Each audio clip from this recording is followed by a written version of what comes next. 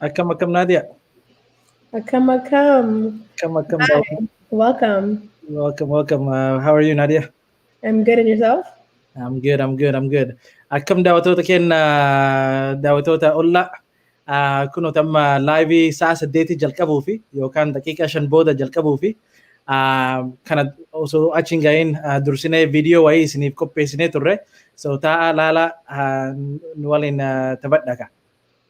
Yes, welcome. It's going to be a video introducing Ollaa's new website about advocacy. So sit back, relax, and enjoy. Thank you, Nadia.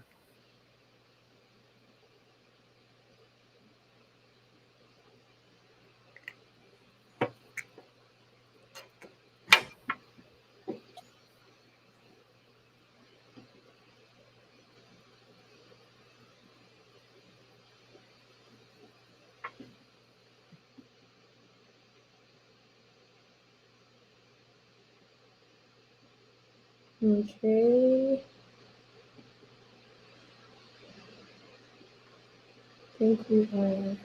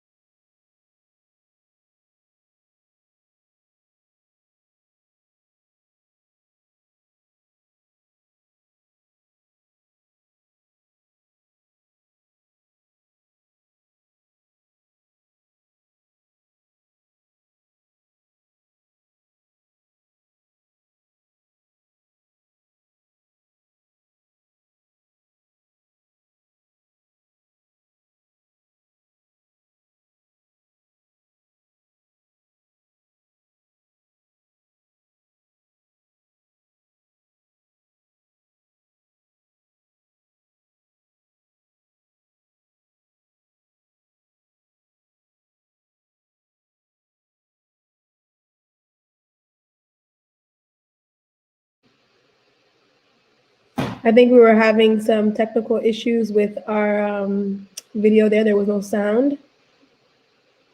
It looks like. Kayo, can you hear me? You're on mute. Iya.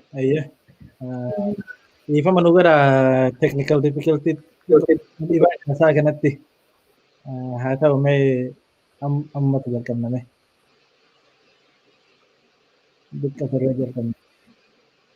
Okay, so are we?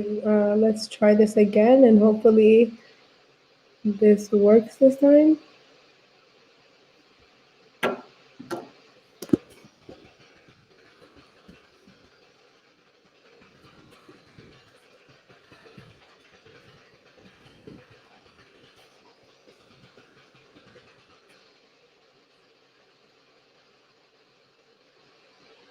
Hangasu, Sena, share gora, like, subscribe.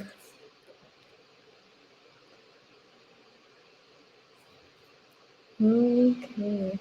At man ko pesa jirra kaisan wani video nuti danit. We have prepared for our guest today, Nadia. So what we have prepared today for our guest, I guess in the meantime we can talk about it a little bit. Today, well, first to begin with, many of you might know me from Wednesday's press release with Sena. So Oromo is not my strong suit. So Kayo will be doing our, I guess you would say Turjumana. It would be our Turjumana for this evening's event. Welcome, Kayo. Galatoma Nadia. Yes. So today we have our esteemed panelist has joined us. Thank you. Welcome, everybody. So we should just get started in today's program. Galatoma. I'll let Kayo introduce himself and the event in Oromo for our Oromo speaking audience, and then we can move forward in English. Galatom Nadia. Akkam jirtu daawwattoota Ollaa. Ani Kayo jedhama.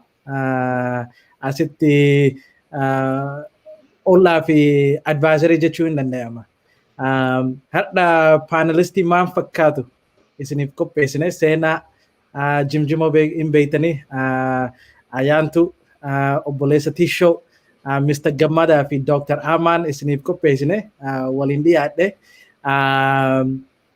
Akkasitti Oromoon Oromoo keessatti isaan warra namni martu ka beeku na fakkaata. So baga nu dhuftan. Galatoma. Har'a walitti dhufneef ilma fundraisingidha yookaan afaan Ingiliishiin maal jedhama Giving Tuesday ka jedhamu tokko beekte. Har'a waan Giving Tuesday kana mee community Oromootti agarsiisnu jennee qopheessaa jirra. Haa ta'u Kaayoon har'aa waan Ollaa haasa'uu callaa miti. Ofii akkamitti walitti dhufnee akka organizationii akka organizationii kana jabeessuu dandeenyuuf yookaan effortii Oromoo advaansii akkami godhuu dandeenyuuf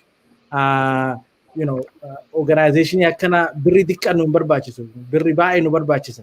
So akkamitti walitti dhufnee doolara tokko illee yoo ta'e akkamitti organizationii akka Ollaa kana jabeessuu dandeenyuuf panelistii kanneen walitti finnee fi har'a live kan irra deemaa jirruu fi kanumaa fi guyyaan kun akka jedhetti guyyaan namni martu akkuma maatii fi akka maatiif giftii kennanitti yookaan firaaf yookaan maatiif kennitutti organizationii akka jaalattu yookaan organizationii ka sirriitti jabeessuu barbaadduuf donate godhuudha. Oromo Giving Tuesday kun. So please namni martu dhageeffadha.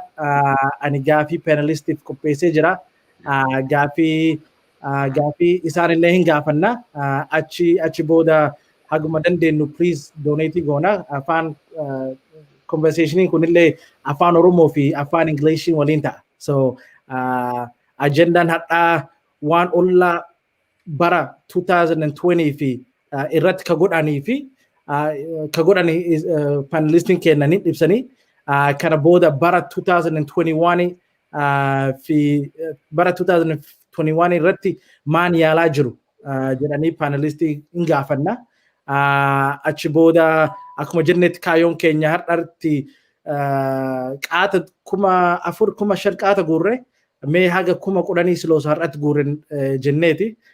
So please nu qarqaara isaan irraa dhageeffadha.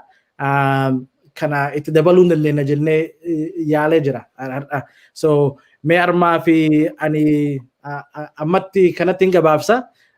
Osoo panelisti introducing godhin hostii kiyya hostii kana waliin godhaa jirtu giftii Torontoodha. Naadiyaa Baruu jedhamti. So Naadiyaa akkam jirtu? Galatomi Kyle, Jirra. Welcome. My name is Nadia Boro and I'm the press representative for Ollaa. I will be your English-speaking host for this evening's Giving Tuesday fundraiser event. For those of you that are new to Giving Tuesday, it is a global movement that inspires millions of people to give, collaborate, and celebrate generosity. We hope, especially after today's discussion, you will consider donating to Ollaa to ensure the peace, justice, democracy, and education of Oromos globally continues. At this time, I would like to welcome our esteemed panelists, Ollaa's Executive Director, Sena Jimjumo. Sena is born and raised in Oromia. She completed her undergrad in political science and graduated in public health and public administration. Sena hopes to change the destiny of Oromo people. Next, we have Ollaa's president, Ayantu Abdusalam. Ayantu studied her undergrad at Purdue University in environmental engineering, and one of her missions is to motivate young Oromo professionals in the US to reconnect with their people back home. Following Ayantu, below her is Tisho Tasfar. Better known as T. He has been serving Ollaa in various capacity, but as of recently, he is the director of our community relations. T carries a PhD in materials and biomaterial science and engineering, concentration in sorry, maybe I'm a little bit nervous. Mind my stuttering on my words, and T's credentials doesn't make it easy as well. Cardiovascular tissue engineering, a master's in bioengineering and small-scale technologies, and a bachelor's in bioengineering with honors. T is actively involved in various communities and is well known for his commitment to the Oromo diaspora community. Now, at this time, I would also like to welcome our esteemed special guest. Thank you guys for joining us from far and wide. First, I would like to introduce Dr. Amana. Dr. Amana is joining us from Halifax, Canada. So he is a fellow Canadian like myself. Welcome, Dr. Amana. Dr. Amana is currently a postdoctoral fellow at Memorial University of Newfoundland, Canada, and was teaching, researching, and community services back home at Juma University and abroad since 2004. Also with us today from Frankfurt, Germany is Gamada Noor. Gamada Noor studies his undergrad in Addis Ababa at the University of Addis Ababa in education planning and management, and his master's is in international social sciences. Gamada is a trained educator, author, volunteer, and social worker. He has more than 20 years of experience in various governmental, national, and international organizations. Thank you all for joining us this evening. Now, at this moment, I would like for us to move on with our scheduled program. We appreciate you guys joining us today. The credentials, as you can see, were extensive. So it should be a very interesting conversation. Osoo hin jalqabin Ayantu video achievementii sun taphachiisuu dandeettu?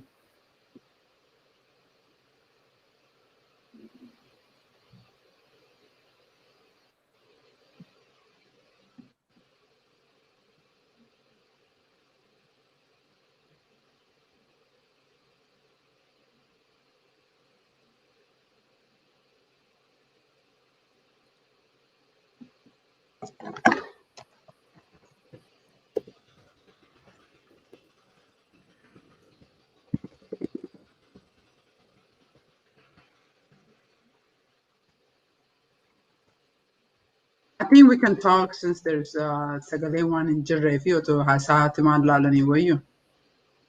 Yeah, it looks like the videos were having The technical. video can play. Okay, the code the video can play.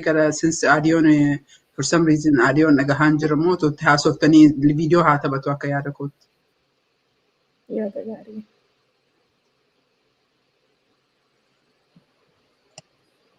Video le dumara fi pesun danne namiti. Intau. Yes, we'll probably post the videos later on. Akas If we're having issues. akas tana So, schedule kena fire. devi.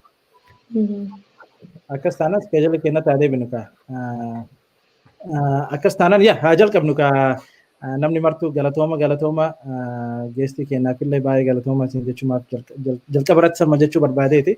Har me gafi tokko gesti kena kopesne turre akkuma jenne trefu hadda waan ma Ollaa haasofna fi akkamitti organizationii Ollaa akka jedhamu kana akkamitti jabeessuu dandeenyu akkamitti guddisuu bal'isuu dandeenyuu fi jalqaba irratti waan akka ho'itti yaade gara opinioniin kiyyaan Ollaan institutionii guddaa nuuf ta'e akka Oromootti. Institutionii qabaachuuf humna nuu kenna achirraa kaatee institutionii qabaannaan akka institutionii qabaannaan nama tokko mana hidhaa nu galchinaan institutioniin kun inuma jira. So institution helps because it gives us a permanent presence jechuu barbaadeeti. Tiniin akka ani beekutti Ollaan kuni institutionii kanarratti advocacy effortii kanarratti spearheading godhaa jira. Education, community outreach, ani broaduma irratti hin beeka mee guesting kenna waa tokko itti deemanii nu ibsuu danda'anii kanneen maraa goonaan waan Ollaan hin goone hin jiru akka na fakkaatu. Seenaa. Yes. Akkama. Naga kaayyoo jira galatoomii qophii kanarratti akka MC taataniitiif Naadiyaan sagantaa kanarratti yeroo baay'ee practice godhaa turtanii hedduu galatoomaan jedha. I guess technical xiqqoo adda addaa, technology always never perfect miti. Haa ta'u malee galatoomaa dargaggoo isin lachuu, especially waa'ee hiriira amma ji'a afran shanan darbe kana keessatti baay'ee taphattanii jirtanii ati Ameerikaarraa International Oromo Association walitti fiddee Naadiyaan immoo Kanaadaarraa san galatoomii. I don't know gaafiin kee maal ture iyyuu. Maquma keetis maqumaan isin waame kana gaafiin gaafanne. Okay. Mee ani akka obboleettitti si beeka warri geestii kunillee si beekanii mee seenaa wayitii jedhan seenaa jimjimoo wayitii jedhan eenyu seenaa jimjimoon eenyudha. Tiniin maaliif waan gootu maaliif goota paashinii kana eessaa dhufe mee xiqqoo nu ibsime. Galatoomi kaayyoo sirriidha. Seenaa jechuun akkuma yennaa gaafa ani duraa just Oromoo ta'een dhaladhee Oromoo ta'een guddadhee mirga Oromoon dhiibbamuun isaa keessattuu akka dubartii nama hedduu umrii sadiirraa natti fakkaate sadiirraa as far as I remember natti dhagahamaa guddate.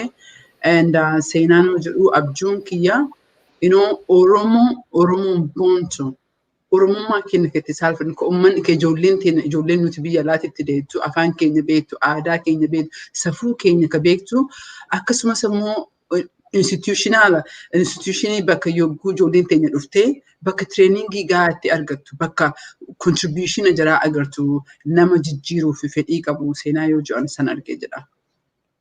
Okay, akkas taanaan si beekne ka. No, maybe osoo itti eegaleen maybe guestii haroo hin qabna.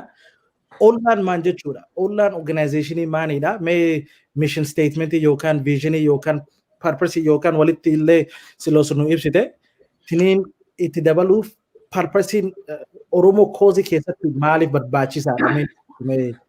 Yeah. Okay, yes. Mishiniin keenya, kaayyoon keenya Oromoof addunyaa walitti fiduudha. Oromoo addunyaatti fiduu, addunyaa Oromootti fiduudha. Amma boo'icha Oromoo waggaa haganaa guutuu Oromoon fira hin oranne.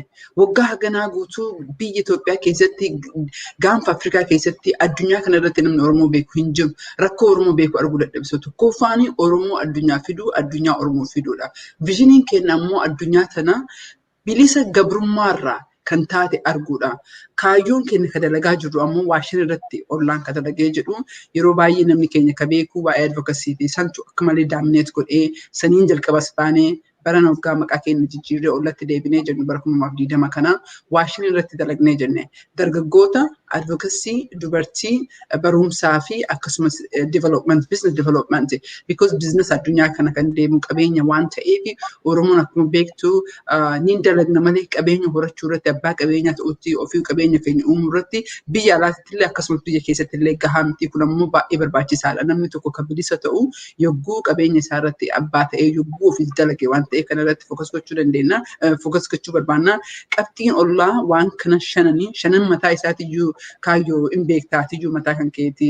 Janawaarii waggaa kana jalqabdee nu wajjin turtee Haacaaluun du'ee jennaan ammoo achi deebitee ijoollee dargaggoota 100,000 lakkaa'aman walitti fiddee jettee. So I guess ollaa jechuun instituushinii har'aa fi ulfina guddaa deemaa jira malee wagguu shaniidhaa waggaa dhibbaadhaa eegan duuneen boodallee ijoolleen akaakayyoonni teena they look backward jijjiiraman finnee jennee asii Ameerikaa biyya keessatti qofa otoo hin ta'in ijoolleen teenya Ameerikaatti dhalattee yoo ka pirezidaantiif ta'uuf ka fiiddu taate akka APAC Israa'eel Ameerikan Podcast Paak ta'e agartee nama jara sappoorti godhu pilaatfoormii jaraa kennu bakka ijoolleen teenya itti wal geettu bakka ijoolleen teenya eenyummaa jiraatti mul'istu waan jarri barbaadde kan galmaan ga'u ani ollaa akkasitti argee jedha akkasitti ilaalee jedha. Kastaanan seenaa baay'ee nu bal'iste galatooma. Mee ayyaantu pirezidentii ta'e akkam? Miti irra jirta ayyaantu? Yeroo hundaa akkanuman ta'a. Sorry. So technology irratti dalaguutti hin jira. Warra akka kiyyaa fi afaan Oromoo xiqqoo nu dhibu mee Ingilishii mee nu ibsime waan seenaa nama jette kana. So the objective of Ollaa, first we started with cohort and it was entirely in advocacy focused. But right after that, I went back home, came back, and I asked Sana, we need to do more, not just what's happening right now, but what can happen in the future. So with advocacy, it's what's going on in the country. But what about building an institution as well as the nation from the ground up? So that's when we included things like youth development, training, women and girls, and other parts of development, because that's missing. And for me especially, it's the fact that we need more of an institution that works full time for the Oromo cause. Oftentimes we go on Facebook, we talk, but there isn't actually something happening. Whenever something big happens, we get really inspired, and all of a sudden, you know, the momentum goes down.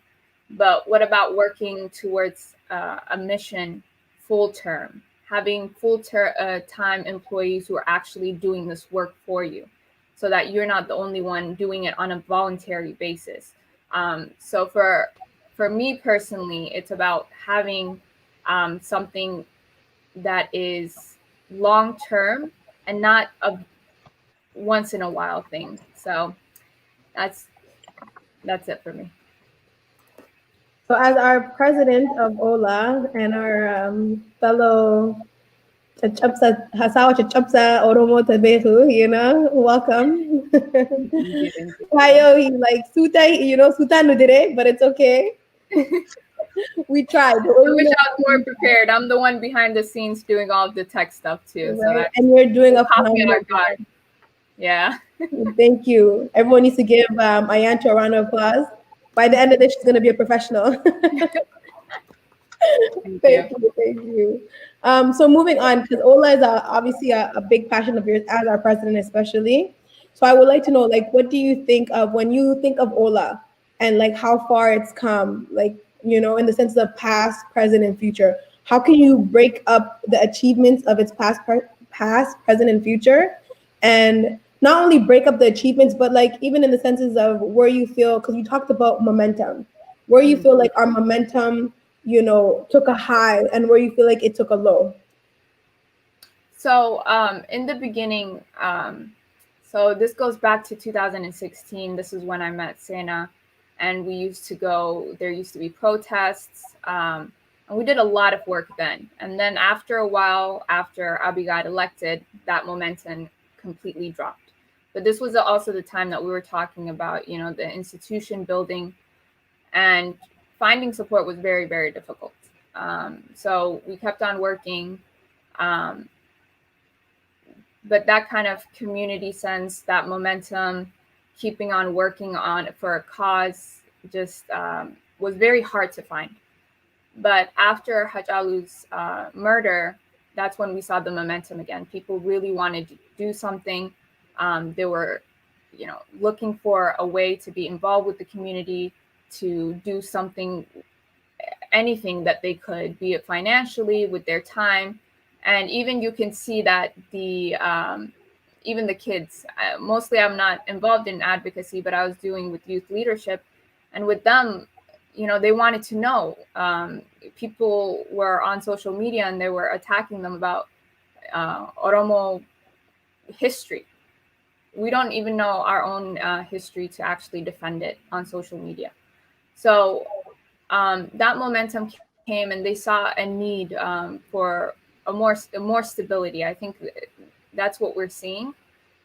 So in the future, my hope is that Ollaa can be that motivation for that stability, so that we're not always reactive, but and that seems to be a thing, but that we have something and we continue to do what we need to do Continuously. I agree. I think sometimes like something tragic happens. Like I know, of course, losing her child was a big thing for a lot of people. Like the whole Oromo community was broken about it. And in this moment, I think in 2020, like what arise Oromo protests again, almost it's like even though we don't have the freedom that we all, you know, preach about, it's when something doesn't happen, we forget about it, and then something happens, and now we're back to hashtag Oromo protests, or you know, bilisuma, and it's like it's unfortunate that something has to happen to remind us. But I would like to know what your thoughts are, especially when it comes to Hachalo and how that shifted the momentum for Oromo protests. Like I know you talked about in the beginning when you guys first started Ollaa. I think Ollaa has really taken flight, in my opinion, at least. As of like, especially after Hachalu passing, it's like it really flourished, and it's like it's being recognized for the work that they were doing even before Hachalu. Could you reiterate that the question itself? So basically, like in my opinion, I think Hachalu passing away was pivotal for like our movement, and especially Ollaa being a vision of like the change that is happening with the Oromo community here and abroad. So what are your thoughts on it, especially as our president? How do you feel like that passing of Hachalu has really given us a momentum, and it seems as though we're holding on to it really tightly? So your thoughts? So before that, we worked really hard to hire reporters from back home. So every week we would hear deaths of families that was happening under this government. It was very constant. But after Hachalu's murder, you can see that the issues that were happening, regardless, were coming to light because it was somebody famous. So that fact was very important to me. Even meeting him, I was going to show a picture here. It was very important because I think celebrities or current trends really show us that humanity is important.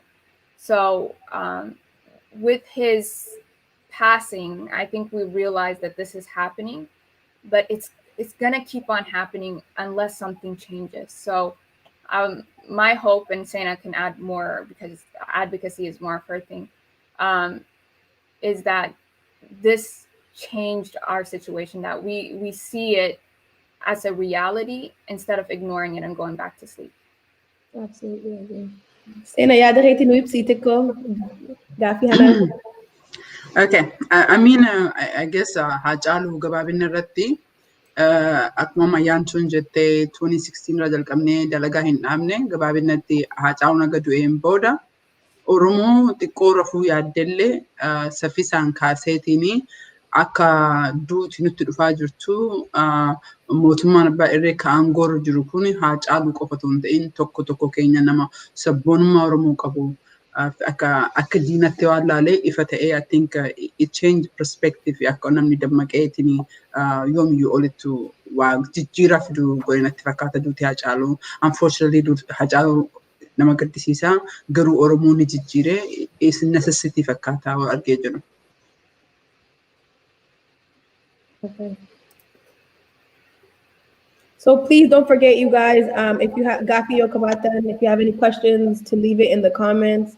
Gafi listening, we'll make sure to answer the questions at the end of our discussion. Kayo, you can just reiterate that again in a final Oromo for them as well. You're on mute.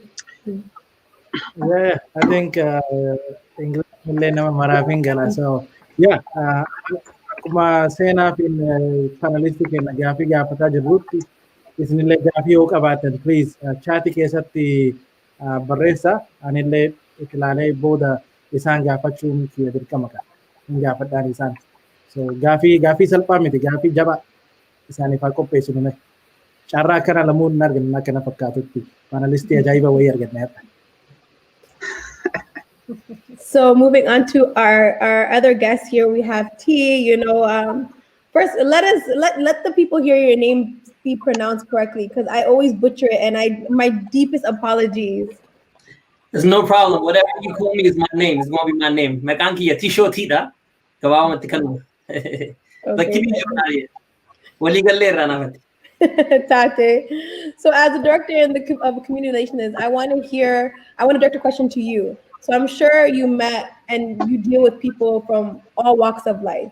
So how essential is it for these people to not only be organized, but understand the power of their voice and how they can use it to advocate for Oromos, us like here and back home? And you can answer in a Afan Oromo as well. Afan Oromo and Davisa, Eban Kaba.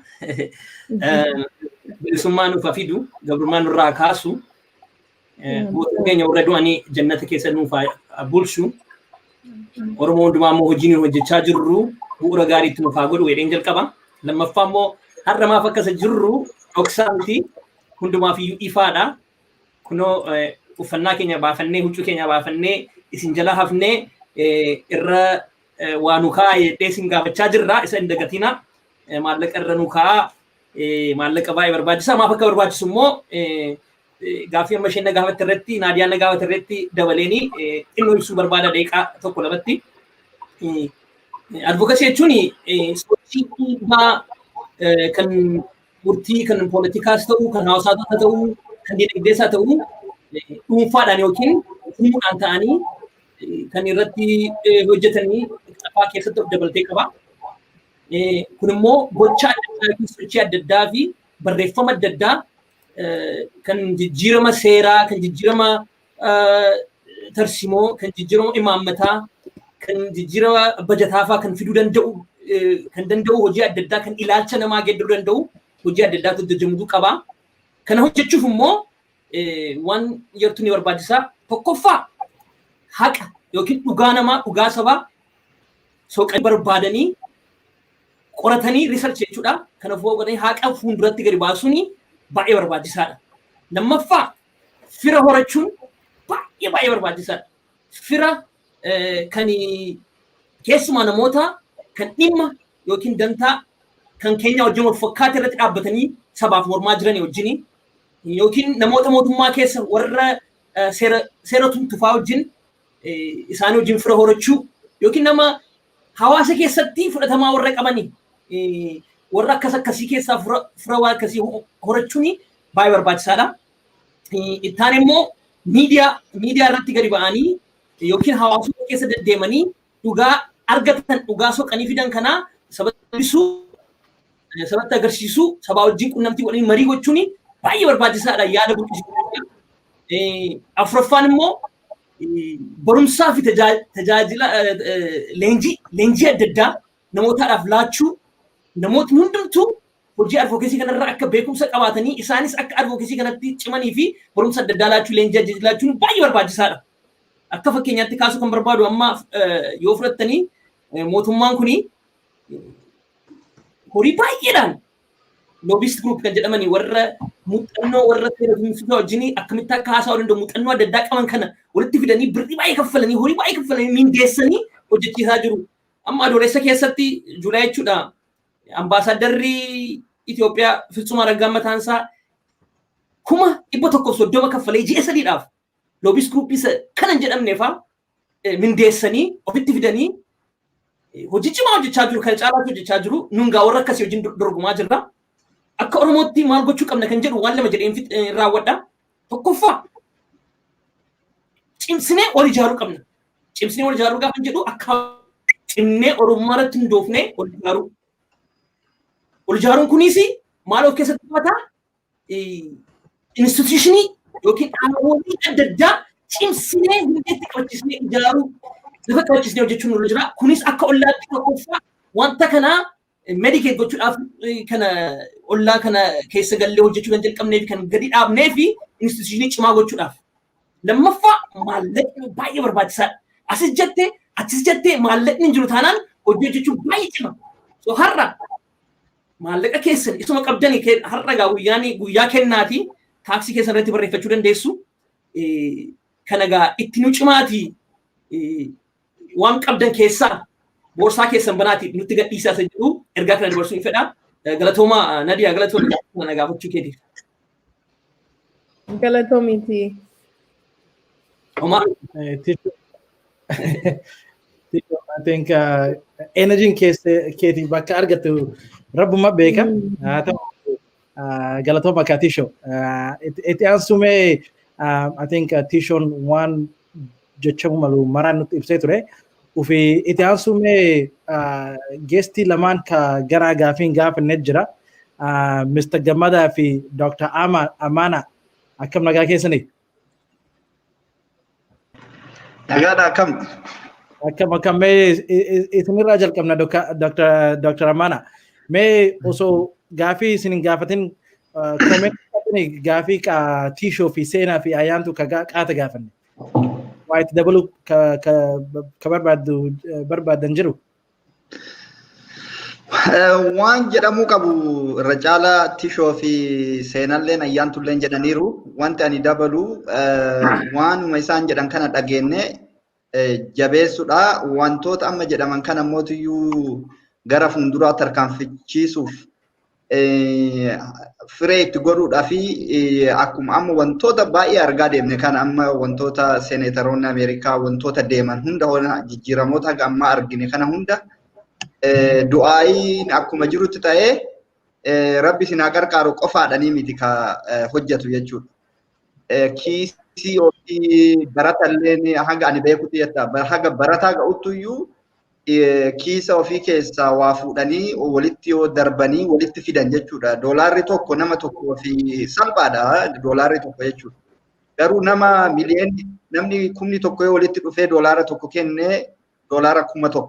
Kanaafuu yoo doolaara 10 goone immoo hammam eessa ga'uu akka danda'u laaluudha jechuudha. Waa tuffachuu hin qabnu warri dandeenyu onlaayinii warri hin dandeenye immoo bakkuma walitti jiru nama 2-3 taanee waa buufnee dhaaba ollaa kana humna itti godhuudha jechuudha. Maaliif afaan keenya nuuf dubbataa jira nuuf hojjetaa jiranii amma mootiyyuu wanta as deemaa jirus immoo kabiraa waan akka barnootas jira ijoollee barsiisuu ijoollee biyya alaa kanatti guddatanis afaan Oromoo akka isaan dhagaan akka isaan dubbisan akka isaan barreessan godhanii dhaloota gara fuulduraa akka walitti dhaloonni amma namoonni amma afaan Oromoo dubbatan akka seenaa amma fakkeenyaaf akka Tishoo ayyaantuu faanti rakkina uummata keenyaa ka biyya duuba jiru sanii turjumaanan yookiin hiikkaadhaan osoo hin ta'in ka dhaga'anii nuuf uummata Oromootiif mormaa jiran dhaga'aniiti jechuudha. Yoo haati Oromoo bootu yoo dhiirri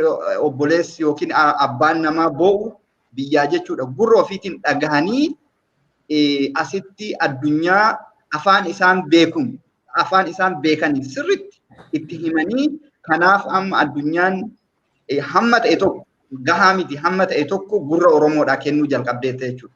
Kanaaf jecha gabaabsuudhaaf waan isaan jedhan irratti qarshiin barbaachisaadha jechuudha. Qarshii malee wanti hojjetamu tokko toluma hin jiru jechuudha. Manni hundi bakka hunda seenuudhaaf qarshiidha.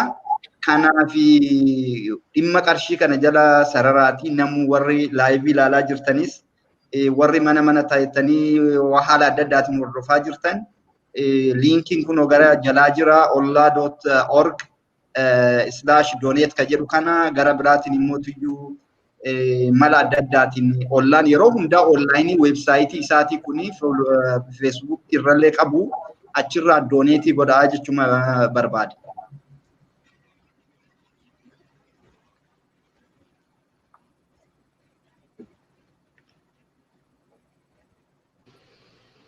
Galatomi, Dr. Amana.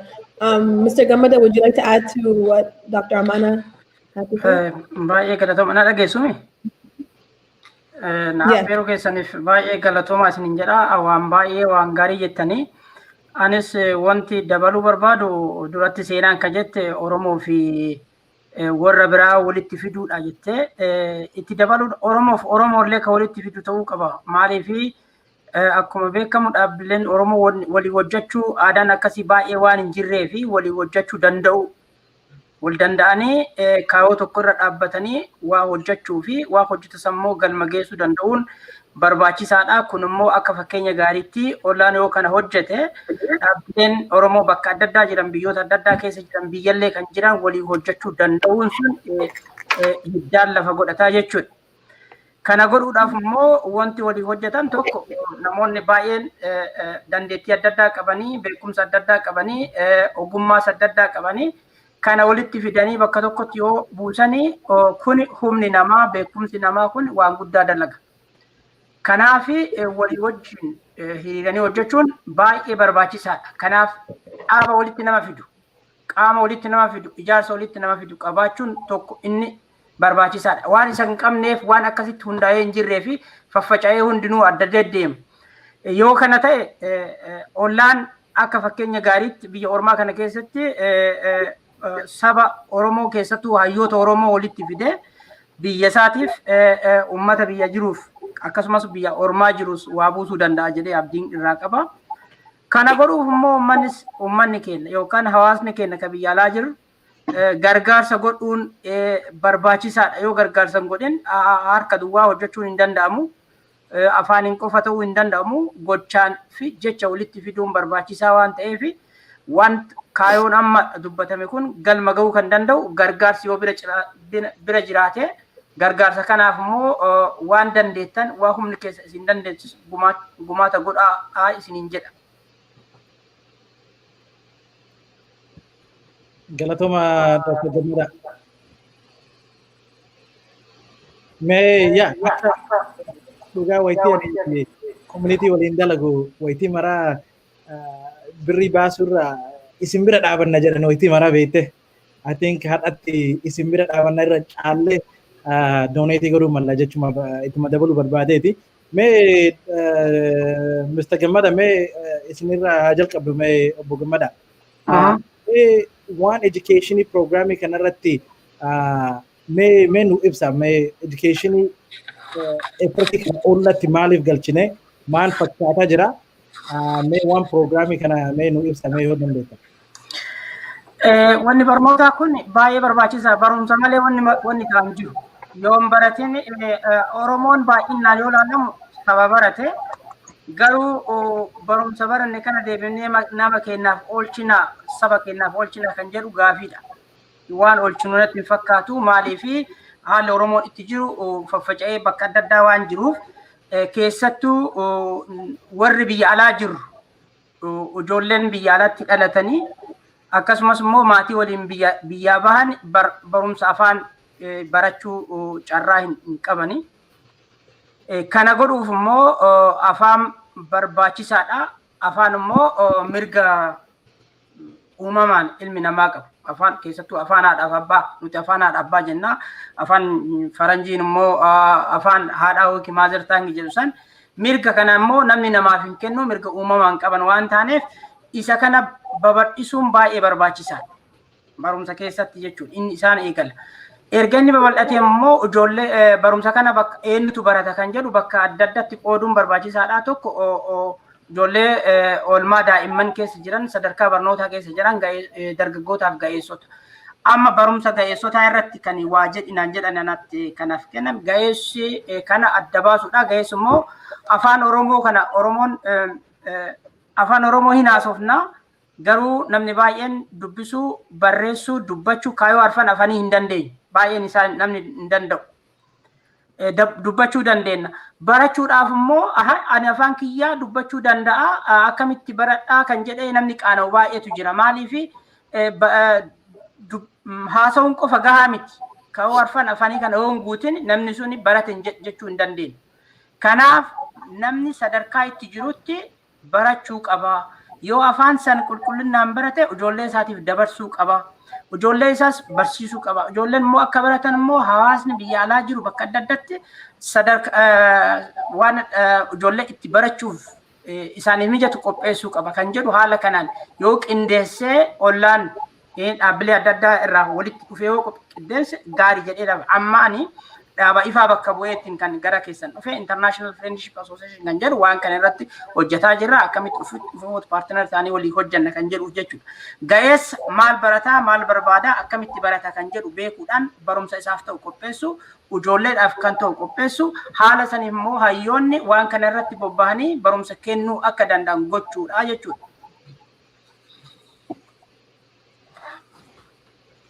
Saniif dhugaa keessa nama gammada nullee ijoolleen akka kennaa asitti ka guddanne fa'a afaan biyyatti kaasofnuu fi asitti geennee afaan Ingilishii kana barannaan achumatti dagannaa afaan Oromoo. So I think waan akkanaa qopheessuun baay'ee nama gammachiisa dhugaa hawaasofne.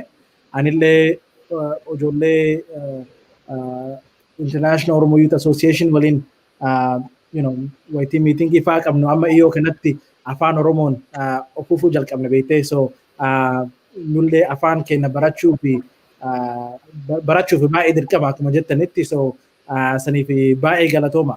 Mee amma Ollaa keessatti education programming kun maan fakkaatame maan gootan maan eessa geettan uf durattillee maan yaadaa jirtuun programming kana? Ollaa keessatti amma wanni barnootaa kun educationin jedhime asuma irraa iyyuu qajeelchaa deemnaa wanni barnootaa kun maal fakkaata hojjenna afaan wal keessa maqinii asuma sirreessaatu deemna. Education Ingiliffaaf dhiisiti afaan Oromoo barnoota afaanii kana akkam goona kan jedhu barnootatti maaliif qulqullinnaan qaba waan ta'eef isa kana akkamitti goona ga'eessonni akkamitti baratanii amala ga'eessotaa beekuudha. Namoonni baay'een nama baay'ee sadarkaa barnootaan deemeeru namni biyya alaa jiru dargaggeessi illee akkas. Yoo uflaalee gara afaan Oromoo deebi'u jedhu isaalfachuu danda'a akkamitti afaan inni haasaa akkamitti na barsiifta jechuu yaandadha. Garuu akkuma duratti jedhe qubee sirriitti yoo barreessin yoo dubbisuu hin danda'in qulqullinaan kaa'uu arfan afaanii hin beekin illitiratima jedhama. Illitiraasiin immoo kan jedhu tekinooloojiin yoo haaruun dhufe namni dafee barate waan san beeka. Afaan illee biyyoota adda addaa keessattuu waa'ee afaanii adult education kana irratti biyyi Jarman baay'ee beekamtu nama barsiisuudhaan biyya keessa nuyyuu caalti. Kanaaf barumsa afaanii kana akkamitti qopheessuun sadarkaadhaan akka sadarkaa lama deemeera akka warra barnoota kanaan dura eegaletti inni sadaffaa amma kaarikulamni isaa qophaa'aa jira. Tokkoffaan qubee irraa jalqabee seera qubee akka itti baratan akkasumas immoo gara hima ijaaruu fi xalayaa barreessuu gara si deemu namni advaansii ta'ee akka deemuu danda'utti sadarkaa isaa qopheessuudha. Amma bakka saditti sadarkaan tokkoffaan kennamee muramee jira. Inni lammaffaan immoo hojjetamaa jira. Sadaffaan illee immoo kaarikulamni isaa qophaa'aa jira yookaan sirni isaa qophaa'aa jira. Haala sanii itti deemamaa jira jechuudha. Dabarsinee immoo ijoolleedhaaf illee bakka adda addaatti hawaasonni adda addaa empower ta'anii akka baratan. Isin immoo dargaggeeyyiin warri biyya alatti dhalatan hawaasa kana immoo gargaaruudhaaf qophii taatan hawaasa wajjin haasa'uudhaaf hawaasa walii galuudhaaf saba kana tajaajiluudhaaf afaan beekuun barbaachisaa waan ta'eef afaan Oromoo barachuudhaaf fedha horadhaa. Isaan yoo sammoo yoo afaan isaanii beektan isaan illee isinitti dhufan jechuudha. Walitti fiduun tokko isaanii afaan hin jirre immoo walitti dhufuu hin danda'an. Saba Oromoo immoo tokko ka godhu inni tokkoffaan jalqaba ka hunda caalu afaan Oromooti. Bakka hundattuu ka jiru tokkoffaan isaa waan tokkoffaa kan irratti hojjechuun immoo waan guddaadha. Inni immoo namni afaanaadhaaf abbaa beeku afaan biraallee barachuuf baay'ee barbaachisaa waan ta'eef kana godhaa jira. Ollaan haala kanaan dhaaba ifaa wajjinis ta'ee waan adda addaa hojjechuuf qophiirra jira. So haala kanaan hojjete Oromoon bakka adda addaa jirutti namoonni adda addaa illee ka'anii yoo jedhan bu'aa gaariin hin dhufa jedhee abdii irraa qaba. Abdii ajaa'ibaati galatooma abbo gamada dhiifama barnoota. Mee obbo Amaana mee kanumarratti itti dabala mee waan barnoota kanaa especially gara yuutii kanarratti yookaan gara qeerroo fi qarree kanarratti maal fakkaatu mee gara dargaggoota kanarratti. Ammayyuu asirrattuu si barsiisuu jalqabee miree obbo Gammadaan waan ajaa'ibaati. Qalummaa amma jecha tokko barnoota kan jedhamtu tan si qabsiisee jira. Ani wanti itti dabalu ollaan akkuma jenne wanti itti uummanni beekuun irra caalaa gara duubatitti jechuudha. Yeroo duraa akkuma seenan jette advokeesidha. Amma wanti itti dabalanii amma as dhiyoo kan hojjetamaa jiru yeroo bu'aa gabeessa namoota 90 ol yeroo tokkotti galma'anii namoonni baay'een haga ijoollee xiqqoo baratanii amma wanti tokko fedhiin uummata irraa agarsiise ijoolleellee sagantaa kophaatti afaan Oromoo barsiisuu jechuudha. Kuni afaan Oromoo kuni Oromoodha. Isa jarri mother tongue language keessaa isa mother tongue isaan jedhan yookiin afaan dhalootaa jechuudha. Jechuudha afaan Oromootiif warra amma fakkeenyaaf biyya kanatti dhalatee jedhe English illee jechuu danda'an garuu nuuf akka Oromootitti saba Oromootiif afaan Oromoo beekuun waan gaarii ta'eef ijoollee ijoollee biyyaa dhufanii afaan jalaa badee jedhu amma ijoollee karaa dhimma adda addaatiin namni gara biyyoota Awurooppaas ta'ee biyya Noorz Ameerikaas ta'ee haga Awurooppaa fi Awustiraaliyaa namoonni deddeemanii jedhan ijoollee fudhatanii yoo dhaqanii jedhan haala biyya saniitti jijjiiranii afaan Ingiliffaatiin yookiin afaan biraatiin baratanii ijoolleen afaan gara dagaduutitti yookiin immoo tuyyuu rakkina adda addaatirraa akka ka'e maatiin barsiisuu dhabuurraa maatii ciccimaa warri afaan ofii aadaa ofii qabatee ittiin deemu hima jira. Kunniin akkuma warrummaan kana barsiisuyyuu seera afaaniitiin yookiin immoo akka ijoolleen dubbisuu barreessuu danda'an namni hundi itti toleen godhu kana rakkina kana guutuudhaaf ollaan bara 2021 kana keessa waxabajjii irraa eegalee jechuudha afaan Oromoo ijoolleedhaaf akka ta'utti ijoolleen akka taphataa akka salphatti wantoota maatii isaaniitiin waliin isaan galchuu danda'u ijoollee yoo jennu warra qeerroo osoo hin ta'in ijoollee gara gadiis irratti hojjetamaa. Kaarkulamiin immoo tuyyuu ijoollee qeerroodhaa ta'u ijoolleen qeerroodhaa akka naannoo jiraniitiin akka baratanis godhamuu danda'a. Garuu immoo onlaayinii akka itti tolutti yeroo itti tolutti akka baratan haalli mijatuu danda'a akka jedhu kaayyoo kana qabanii. Maaliif iyyuu barnoonni kun afaan Oromootiif ijoollee yookiin immoo hanga qeerroo ga'utti yuuziidhaaf yookiin dargaggeessaaf ijoolleedhaaf barbaachisa akka jedhamu kun wal naman gaafachiisu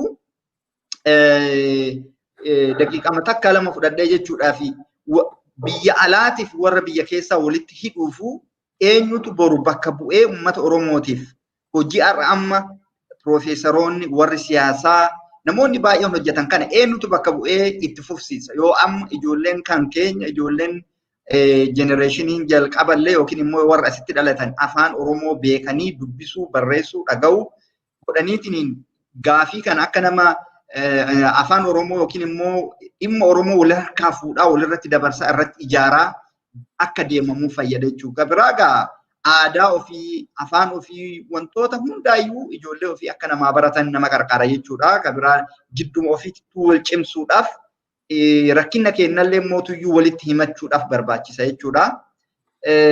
Kan biraa sabboonummaa cimsa jechuudha. Ijoolleen kan kenna eenyummaa ofiitti akka hin qaanfanne godha jechuudha. Mana barumsaa keenyatti ati eenyu yoo jedhaniin aadaa kan keenyaaf eenyummaa isaa kitaabolee diraamolee fi aartiiwwan adda addaa kan uummanni Oromoo yookiin immoo beektonni Oromoo warra aartistii kitaabolee dubbisanii konfidensiidhaan ofitti amantummaadhaan akka isaan dubbatan godha jechuudha. Namni afaan barate ijoollee dakanaa waggaa 4 irraa 5 irraa qabne akka isaan barreessan dubbisan dhaga'an yoo goone ofitti ittummaa isaanii yookiin ofitti amanummaa isaanii cimsaa jechuudha. Ta'umaa maatii keenya wajjin akka walii galan ijoollee meeqatuyyuu bilbilee akaakayyuu abaabayyuu fi obboleeyyan ofii biyyatti dubbisuu danda'a afaan Oromootiin.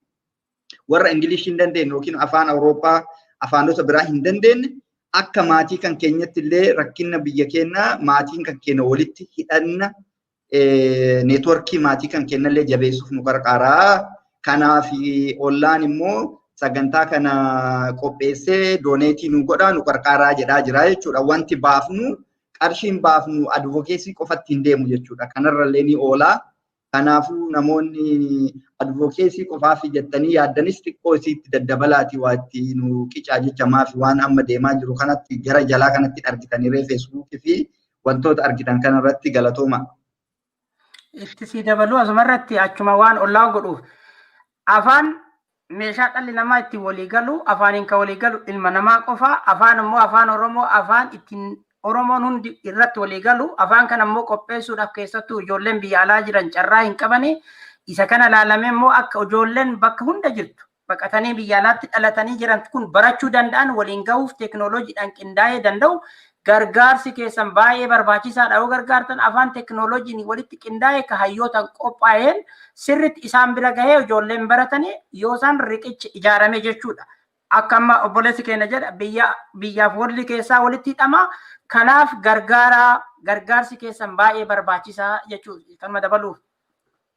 Mee akkas taanaan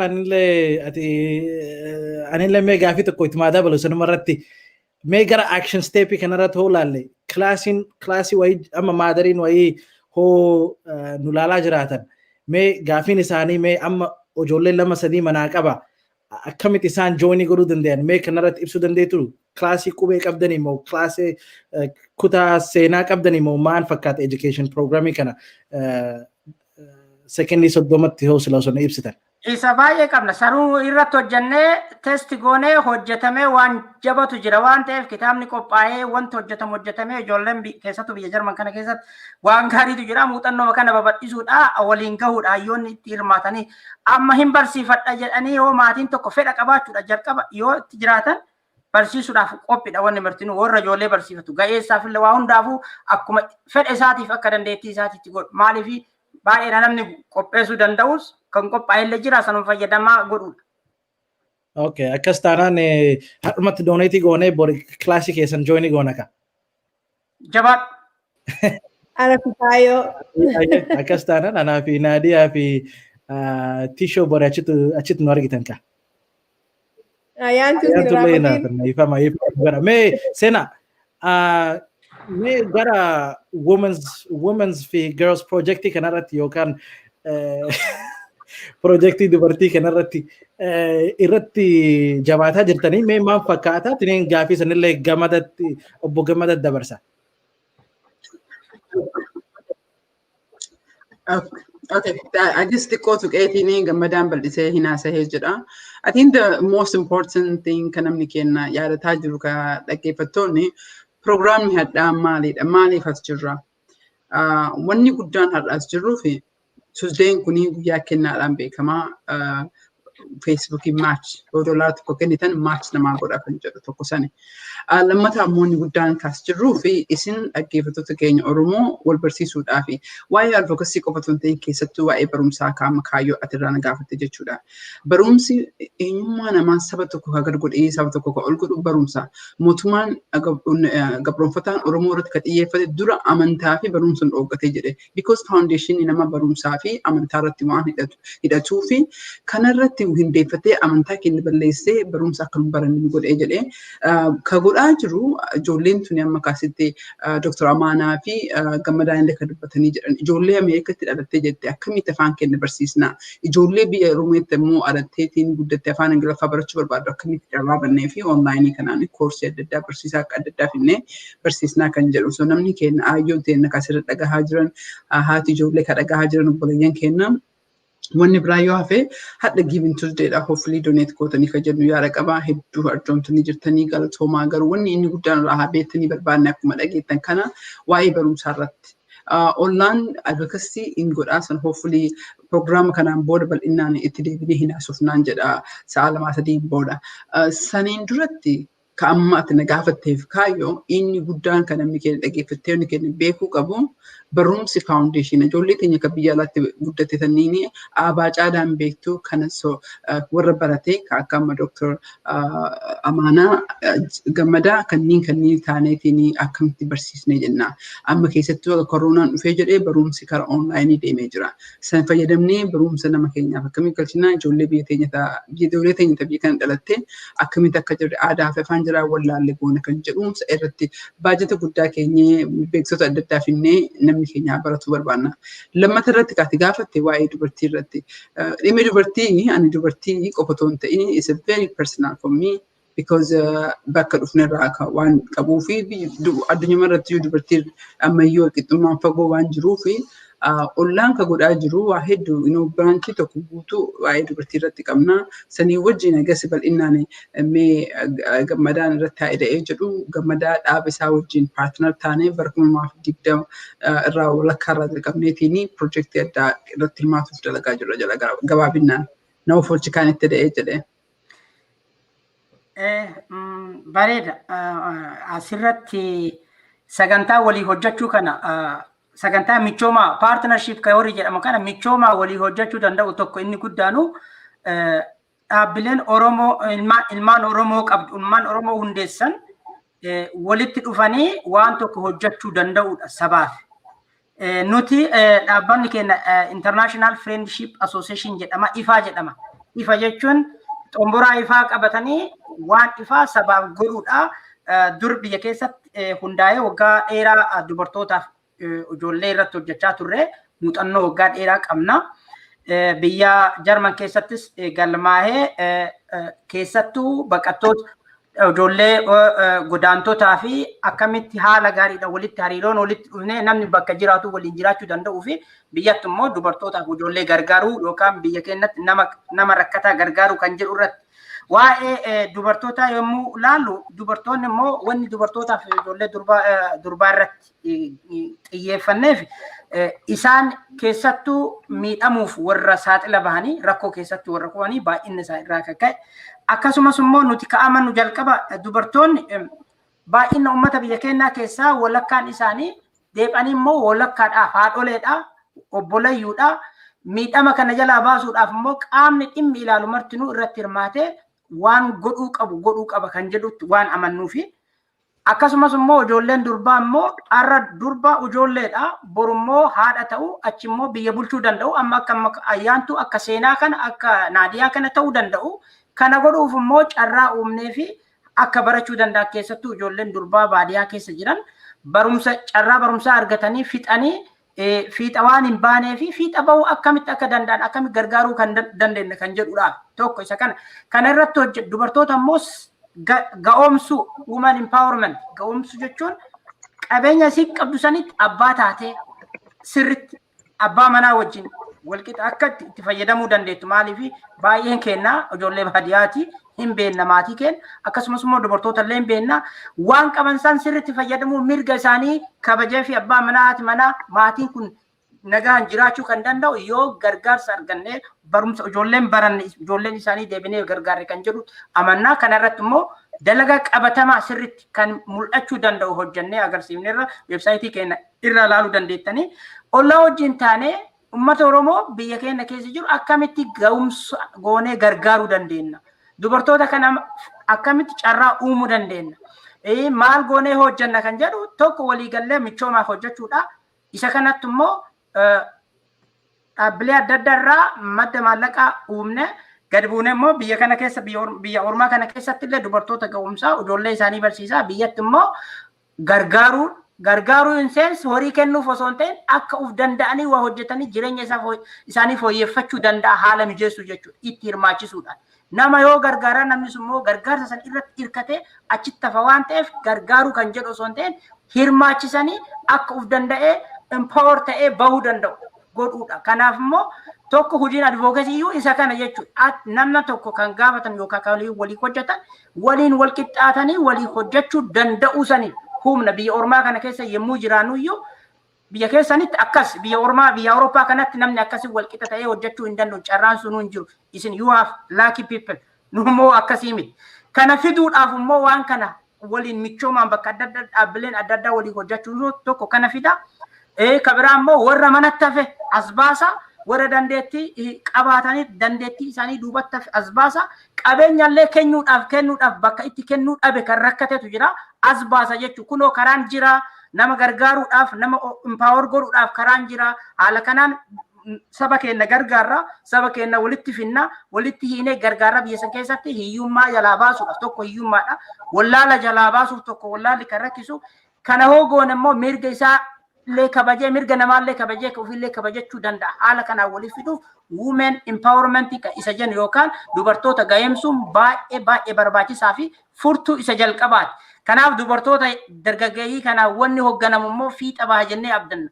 Dubartoonni ijoolleen hiriyoonni keenya yookaan obbolayyuun keenya kan osoo barumsa isaanii fixin duubatti hafan akka barumsa isaanii fixanii sadarkaa gaarii irra gahan godhuudha. Hin dheeressee dhiifama yoo gaafii gaafattan si godhuudha.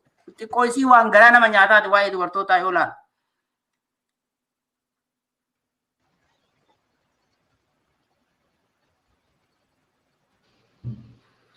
Galatoomii Mr. Gammada galatoomii waan gara nyaate lubbuuf gara nyaate galatoomii yaada keetiin ibsuuf.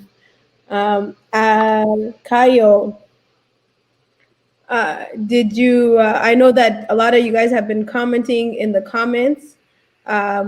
We hope that you guys have been donating. The website, like we said, is www.ollaa.org/donate. Today is Giving Tuesday, like we said, so there's no better day to give.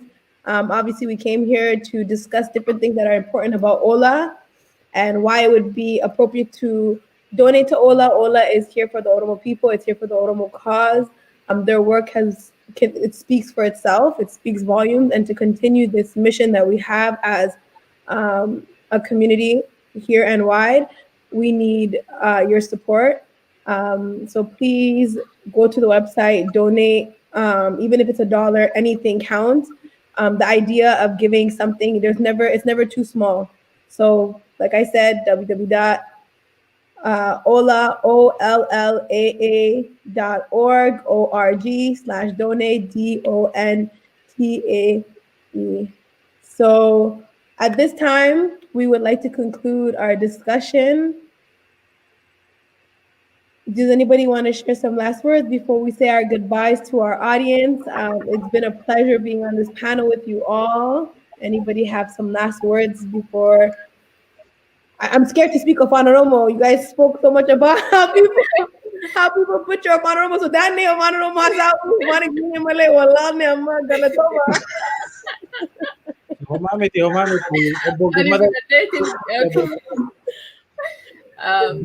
Borma kana basubi kane klase Gammada egalla homa miti. Bekama. Zoom ki mano erga obbo Gammada. Eranafnu. Isin qophii taanaan barachuudhaaf inni dubbiin fedha ga'ees immoo fedhaan barata waan ta'eef hin danda'amu. Haa ta'u. Mee ayyaantu Tisho mee Gammada abbo Aman waan dhumarratti ka jechuu barbaadan jira waan mafeetan irratti. Tisho mee isinirraa eegalla. Galatooma waan baay'ee dhagaa baane galatooma hundi keessan iyyuu egaa amma sirra deebi'een dubbadha kan jalqabnu waan dhimma jalqabadhaas dhufneef beenna egaa harka keessanitti hidhachuun irraanfatina ammayyuutumaan dubbadhu kiisuma keessa galaati waan qabdanii gadi baasaati nutti gadhiisa jedhee ammas irra dabalee isin gaafadha. Lammaffaarratti waan jechuu barbaadu waggaa 5 irraa Aljazeeraa irratti fakkaata muummichi ministeeraa yeroo sana yoo maqaan isaa Hayilamaariyaam Dassaaleeny ture. Dimookiraasiin keenya addadha. Warri alaallee nu himachaa jiranii dimookiraasii keenyatu hin galleefi jedhee dubbate. Inni fiigichoo fiigu sun immoo yoo Gabra Sillaaseedha. Inni immoo maal jedhee Afrikaadhaa fi dimookiraasiin qinxeemuma luxury jedhee dubbate. Amma immoo amma jiru immoo argina gaa dimookiraasiin karaa irraa ceetee akka jirtu nu beekna.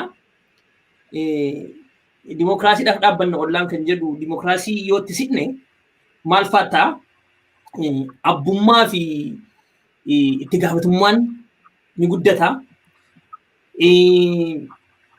Seeraaf heerri eegamuudhaaf chaansii moor ni qabaata. Iftoomina ni calaqqisa.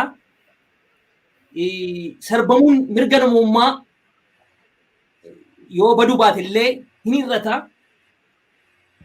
Malaatum corruption yoo badee baduu baate illee ni xinnaata. Checks and balances ni jiraata. Walqixxummaan ni jira in dagaaga.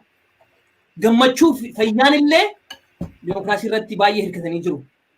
Dimookiraasiin kun eessattiyyuu perfect jechuu hin dandeenyu. Garuu waan ni barbaachisaan amma dandeenyetti achi geessineetu kunuunsinee sirriitti eeggannee bishaan dhugsiisnee nyaachisnee qabannee sirriitti akka jiraachisnu isatti baruu qabna. Yaa Oromoo na caqasaa sirriitti na dhaggeeffadhaa. Oromoon bara baraan gabrummaatti hin nafu.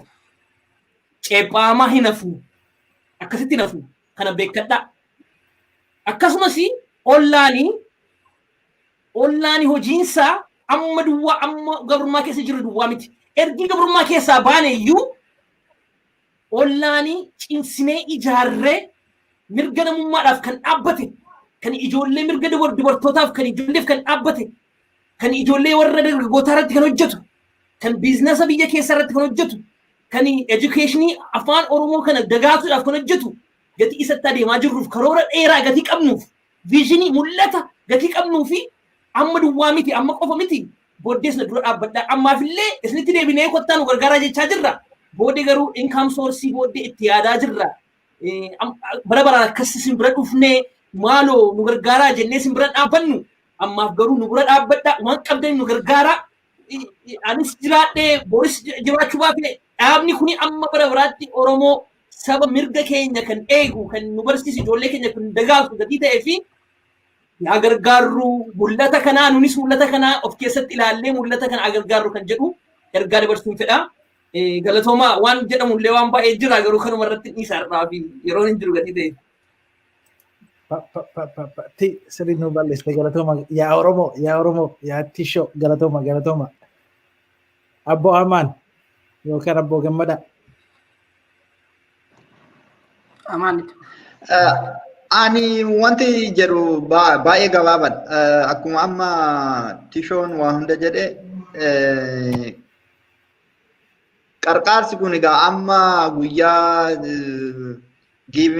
giving Tuesday isa akka warri Habashaa jedhu warri Faranjii jedhu kana dhiifama naa godhaati. Gumaacha kana gumaachuudha jechuudha. Gumaachi kuni har'a guyyaa ispeeshaaliidha. Guyyaa aadaa warra gara kanaati. Kanaafuu warri danda'an gumaachuudha. Garuu immoo ollaan waan hojii guyyaa tokko torbee tokko hojjetu miti waggaa guutuu hojjetaara ergasii fakkeenyaaf akkuma ganama jedha reef sila jedhame erga guyyaa dhimmi haa caaluu rakkinni sun ajjechaan sun gaggeeffame keessattuu hojiin isaa harka parsantii 1,000 ol da'ee hojjetaa jiran jechuudha. Ispiidii isaa yookiin immoo saffisa itti dabalanii waan hojjetaa jiraniif koominitiin akka gaariitti qarqaaraa ture. Amma immoo taa'arraa kanas itti waa kiisa keessan laalladhaa nu qarqaaraa waa hunduu jedhameera.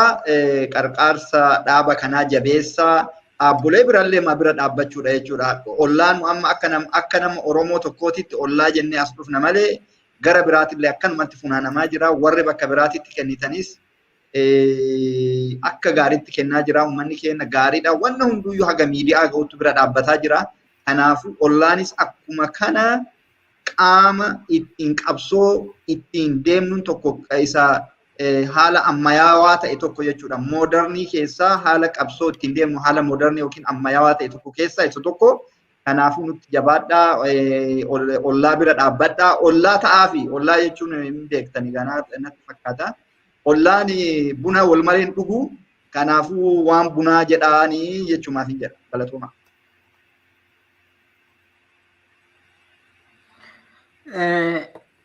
Ani kan jedhu baay'ee galatooma isin hundi keessanuu daa'imni tokko yoo daa'imu lafarra daa'imee ol ka'uuf waa qaqqabatee jedhu namni harka qaba akka namni daa'imni sun deemu. Amma ollaan daa'ima waan ta'eef guddatee borummoo sadarkaa guddaa ga'e daa'imni kun guddatee waan inni ta'u mootii ta'uu danda'a waan inni ta'u hin beekamu garuu jalqaba irratti kunuunsanii guddisuun barbaachisaa waan ta'eef namni haala saniin guddisaa jechuudha.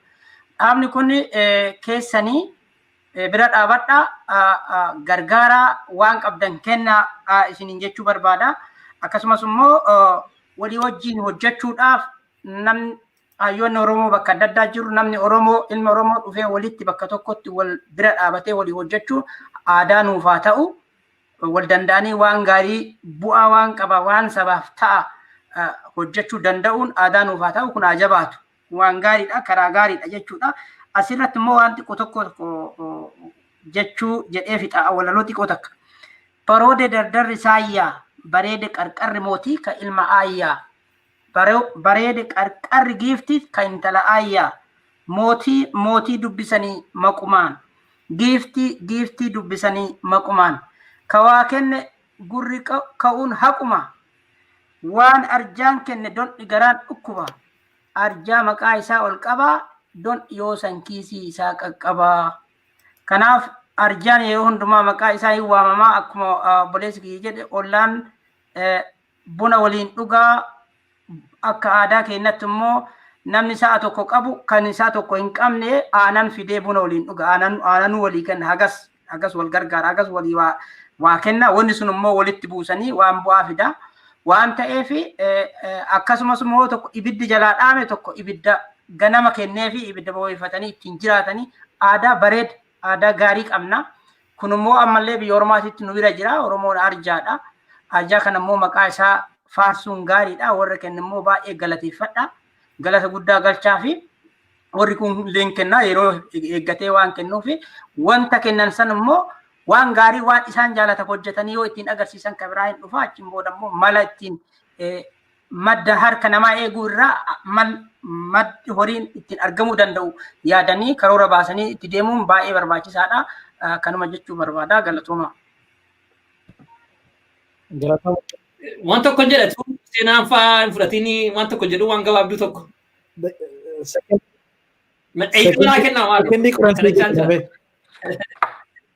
Sekondii kudha illee ta'u sekondii 20 naa godha. Tokkoffaa warra amma yoonaa kennaa jiranii har'as haa ta'u kanaan duras ollaa bira dhaabbatanii galateeffachuun fedha. Lammaffaa immoo ergii waa'ee dubartoota haasofnee immoo ergii waa'ee kennuu haasofnee ollaan kun kan hundeeffame dubartoota cimtoota lama nu gidduu jiran kana keessaadha. Publicly yeroo kanis godheera garuu amma akka namni argitanis akka hubattaniif ayyaantu seena qabeessa waan ayyaana qabuun hojjechaa jirtu galatooma publicly isin galateeffachuu feena dubartoota cimoon of keessaa qabna Oromoon baay'ee isinitti gammannaa isinitti boonna hojii keessan itti fuufaa kanuma jechuun fedhe. Galatomi Tisho. Mee seenaa dhumarratti isin executive directorii waan taataniif mee gaafii isinitti daballa. Mee amma kunooti I think ammatti haga 5,000 gurre. Amma uf duratti faandingiin kuni maan irra deema fi bara dhufu kanarratti ollaan eessa deemaa jira ollaan maan fakkaata mee sila osoo ibsitani. Hayyee inga baasee jedha. So ila bakka lamatti ilaaluu qabna kaayyoo gaafii jaalatti kana. Oromoon ani jiru kan koo keessatti otumaa gubannu otumaa himannu as kennee jenne rakkoon kenna kaboru yaaduu hin dandeenye. Always ibidduma dhaamsu ajandaa kun nuu kahaa, nafxanyaan nuu keetti, mootummaan nuu kahaa, TPLF nuu keetti. We never ajandaa keenya kaahannee itti deemnee hin beeknu. So kaayyoon tokko wanni inni guddaan godhu ibidda dhaamsuma kan itti fufee jedha. Siigalee ibidda kan dhaamse keessattuu ammoo yoo laaltee jettee seenaa Oromoo keessatti nama qarqaaruu dhiisii reeffa keenyayyuu ijoollee waggaa 5 dhumatte maqaan jalaa eenyu. Eessatti du'an seenaan jira maal fakkaatti? Galmeessee hin jiru. Ijoollee keenyaa kan Ciroo irra jiru, kan Baalee irra jiru, kan Wallagga baadiyyaa keessa jiru, kan Gujii keessa jiru hin beeknaa? Hin beeknu. At least minimamii kan godhaa jirru information kan faayil goonee yoo waan biraa dadhabne maqaan galmee irra kennee jenna seenaadhaa fi jechuudha. Objektiivii otoo Haacaaluun inni irra dalagaa ture guddaan tokko inni kana. Lammataa immoo kaadhaa qofa otoo hin kabboruu yaaduu qabna. Hanga ajandaa keenya ofii kennee ajandaa keenya ittiin fufinitti kaayyoo nuti yeroo maraa ajandaa uumamaa deebisaa deemnu jechuudha.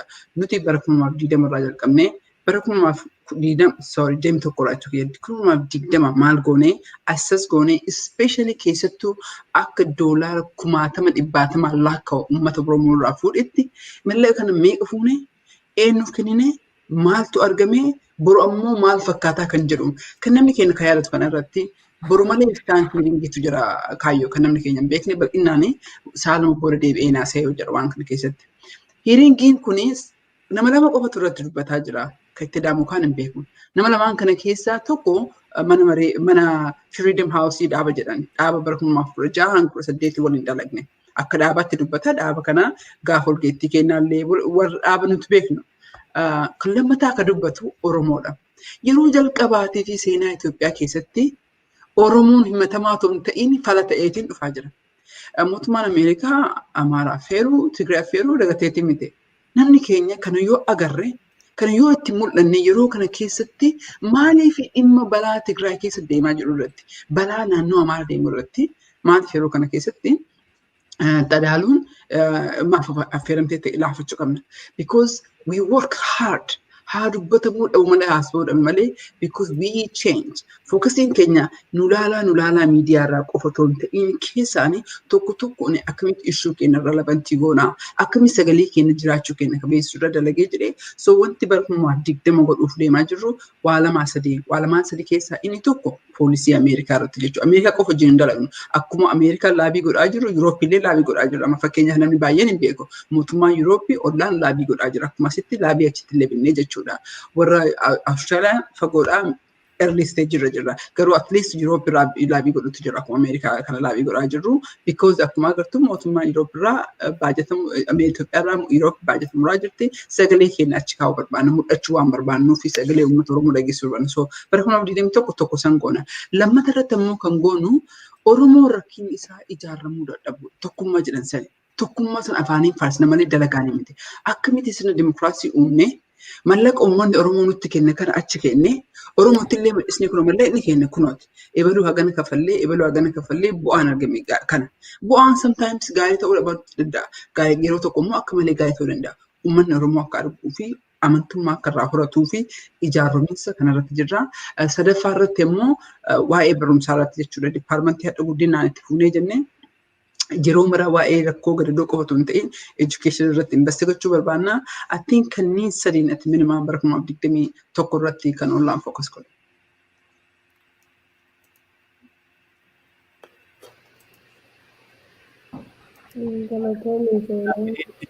Ibsu galatooma seenaa.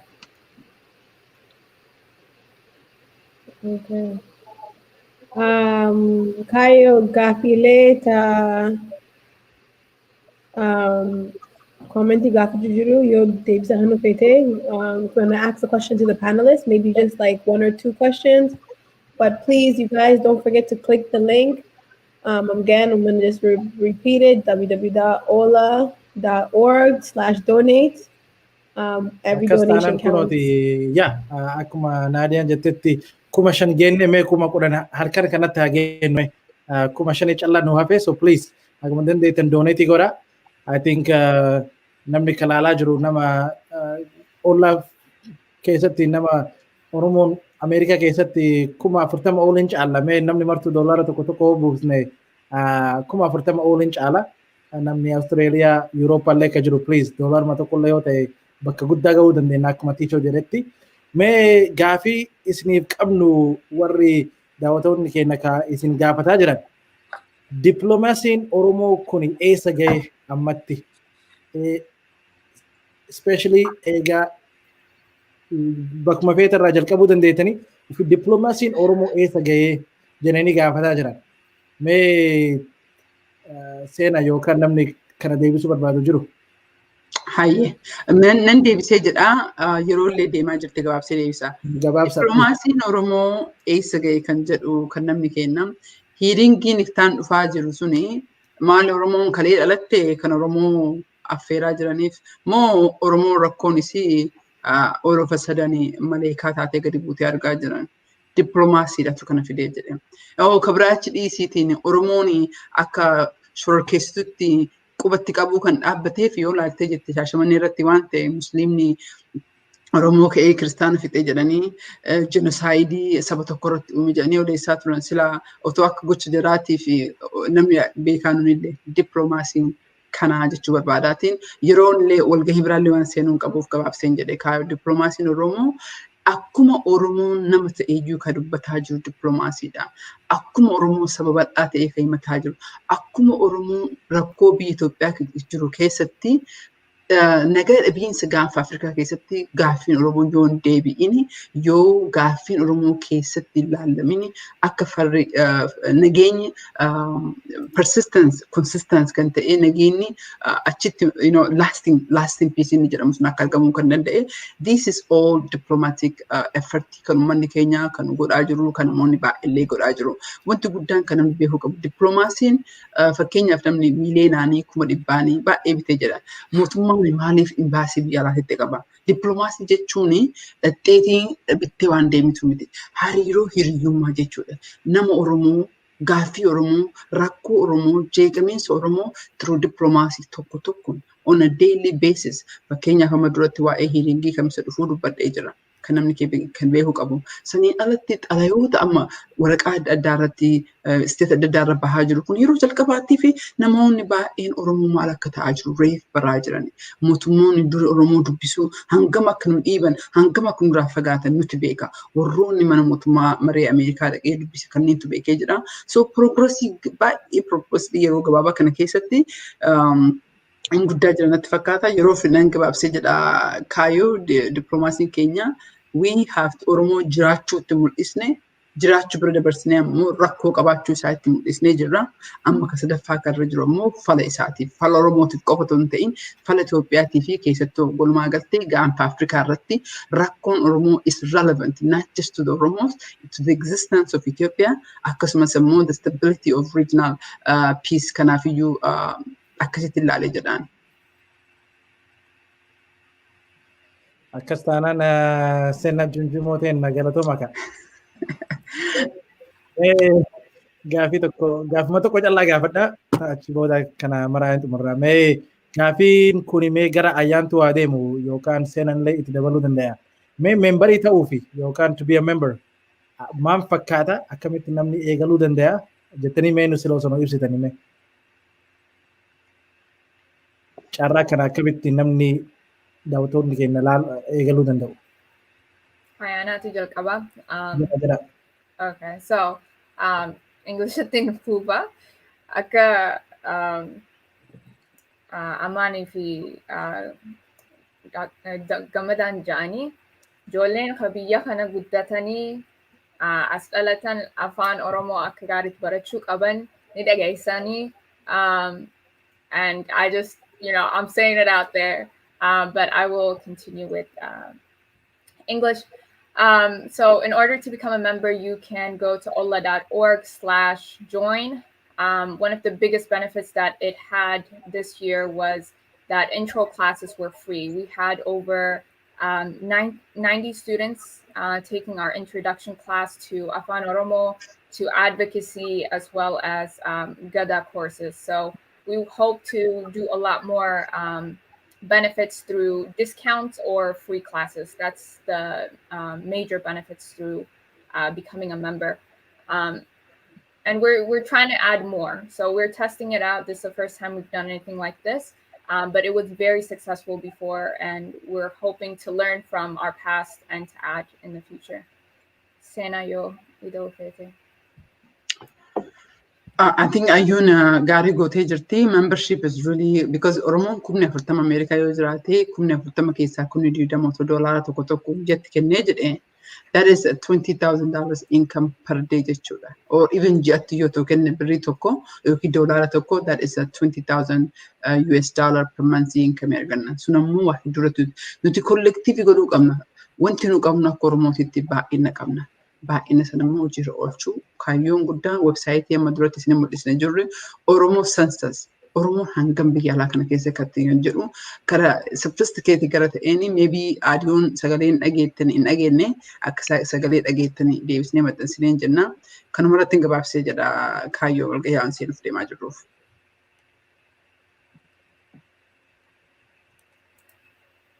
Galatoma Seenaa fi Ayyaantu tiishoo ati waa jechuu barbaadda fakkaatamee jedhime. Waan jiru fedhu ergii viidiyoon keenya hin hojjenne waan viidiyoo keenya keessa waan barreessine waan keenya waan baay'ee jira. Viidiyoon keenya jiru taanaani ijoollee keessan nu wajjin dafqaa baate hojjechaa baate volontiirsii kanaa galateeffachuu feena.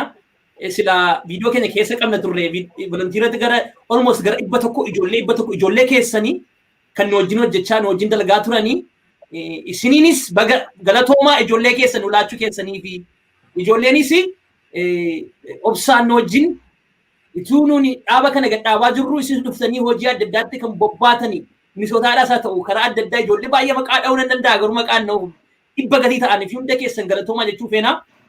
Ammas warri volontiirii warra bakka adda addaa jirtanii warra keessan yoo viidiyoo kana yookiin qophii kana daawwachaa jirree dhaqaatti maatii ollaa.org /donate kan jedhu irratti akka dhaqanii donate akka godhanii encourage godhaa galatoomaa ijoollee keessan nu laachuu keessanii amma immoo horii keessan nu laadhaa ilaati itti nu gaafadhaa itti nu himaa isa jedhu dabarsuun barbaada.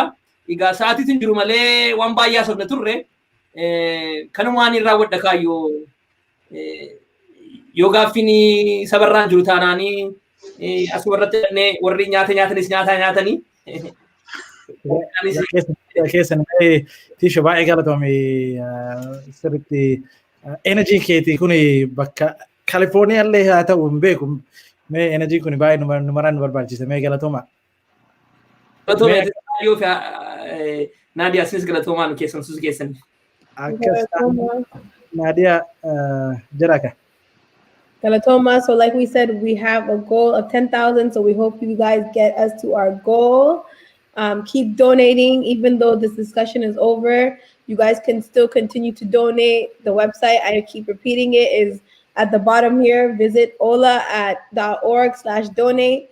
Please make sure to click that donate button. Don't be shy. Every contribution is a contribution towards our Bilisuma. That's what we're all here for. Thank you to everyone that did donate. We appreciate it. Every donation doesn't go unappreciated. We appreciate everything, small, large, it does not matter. Another thing I do want to mention is, of course, we try to, he kind of mentioned on it, our videos. A lot of the videos had content that kind of explained how Ollaa's 2020 year went. We will be posting it to the Facebook page, so make sure to go and check it out to see all the accomplishments Ollaa achieved in 2020 and what we're hoping for. A lot of it, we spoke about it here. We can't get to these achievements without your help, so make sure you continue to click that donate button. As for our esteemed panel, thank you so much. I know it's been a long evening. We appreciate you guys. Thank you everyone that tuned in, asked questions and donate. Thank you guys for joining us and answering all your questions, keeping it energetic. Thank you, T, for always coming in with the extra energy. We appreciate you. Dr. Amana and Mr. Gamada, thank you for giving us your time here today. And of course, our president and our executive director, we will not be moving. You guys are the neck to our head, so you guys keep us up, continue to do that. Of course, how could I forget my co-host, Kayo. Thank you for Oromo Kenya. We learned that you're not perfect at Oromo, but Galatomi hangad and days in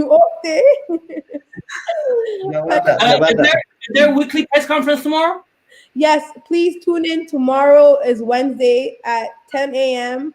Myself and Sena will be back here on Facebook Live to cover anything that we missed. Of course, it's an opportunity for you guys to drop in your questions. You can send it to the email media@ollaa.org, and we will answer it tomorrow in our press brief. And then, of course, you can always leave a comment in the comment section on the Facebook Live.